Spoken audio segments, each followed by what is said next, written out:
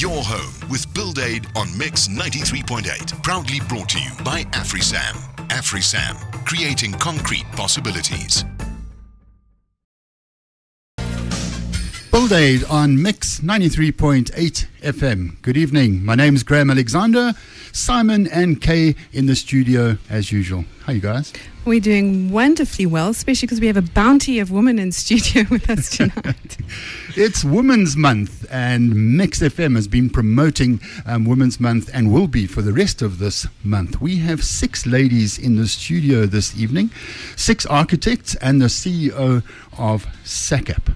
Talking about different subjects, but the thread through it is there are probably not enough architects or women architects in the profession. So that's the underlying thread, if you like. Kay, we're also going to be having fun with a music question. Yeah, we're looking for a girl group tonight. This one had 2 sisters in it, Anne and Nancy Wilson. Which band are we talking about? If you get it right, you can win some delicious ice cream. SMS us on 41348.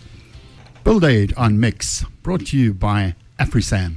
Chatting to 6 ladies tonight, and we're going to be talking about architecture and the profession, more importantly, women in architecture. First up is Janette Simon. Janette, thanks so much for coming to chat to us. It's my pleasure. Janette, I got a couple of notes on each topic, and I'm going to rely on you to inform me and everybody else out there on these topics. You got into architecture because of Mary Poppins. Yes. Yeah. I actually, when I was about 5 or 6, I went to see Mary Poppins with my cousin in Pretoria. And when we came home, we both drew pictures of what really impressed us.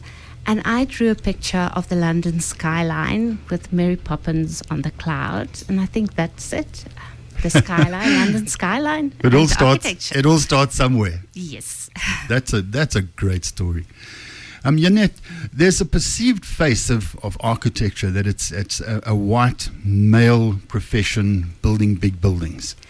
Yeah, I think, because you need quite big firms doing these big buildings, most women don't stick out or stick to architecture in a big firm, basically because we normally have to juggle a career at a household. And so the face of the architect is usually this white male running a big architectural firm. So there's a lack of role models when it comes to women in architecture. Yes, I think as well, women, I think their approach to life is quite different to men. We tend to just buckle down, do the job, and then if it's successful and the client is happy, we feel content and we've done our job. So we're not really promoting ourselves. So when the media reports on architecture, it's normally on the bigger firms and the bigger jobs, and yeah. The building industry is also very male, white male. Yeah. And architecture is very much part of that relationship with suppliers, manufacturers, and so on.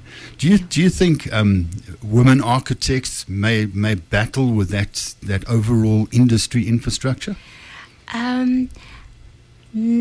Well, I think it helps to have a couple of grey hairs because the guys you don't take any nonsense. Yeah, and they actually listen to you and they realize that you have a lot of experience. I think it's maybe a little bit more difficult if you're young.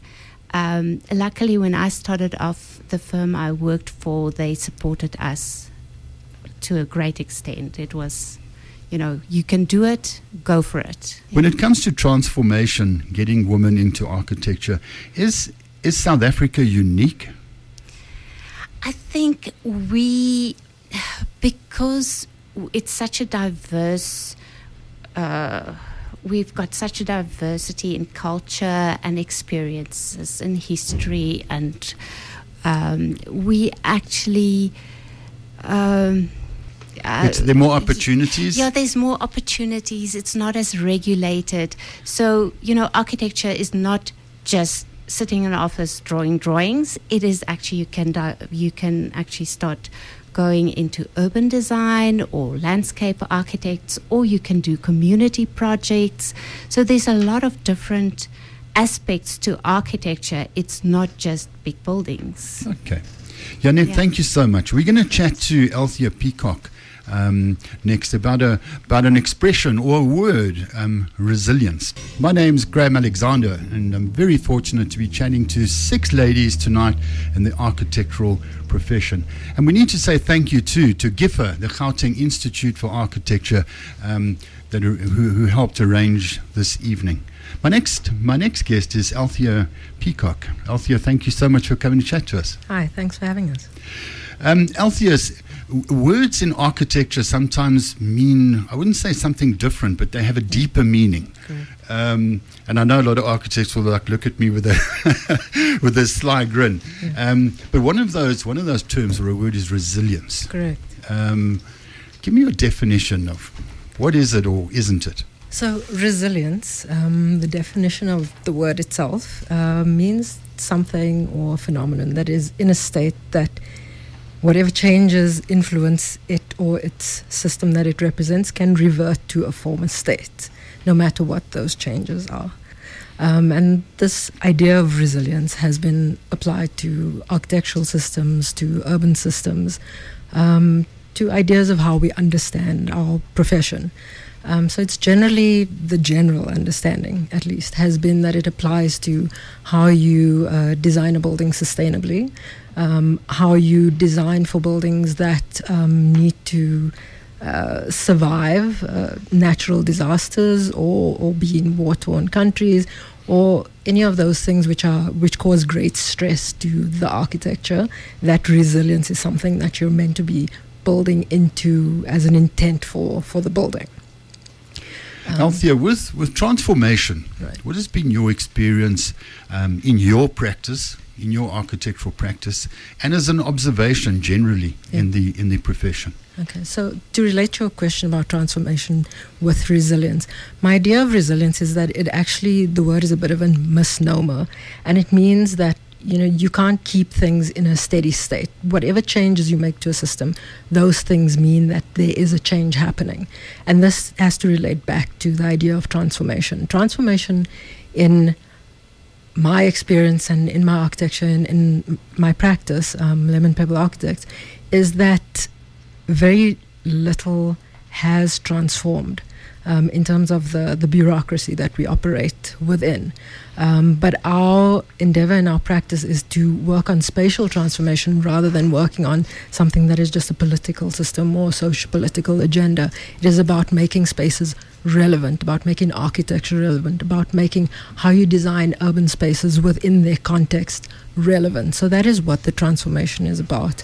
I'm not sure if you need me to talk about our experience as a business in terms of transformation, but there is another aspect to it. When it comes to architects operating on their own, small practices, are they more alienated from that kind of philosophy or transformation? They're not in a big firm. Yeah, I think Janet started speaking about it. Our experience has been that the bigger firms are white male dominated. I mean, it's a fact. And as a small practice, we're probably about 8 people at the moment, but we've grown over the past 10 years.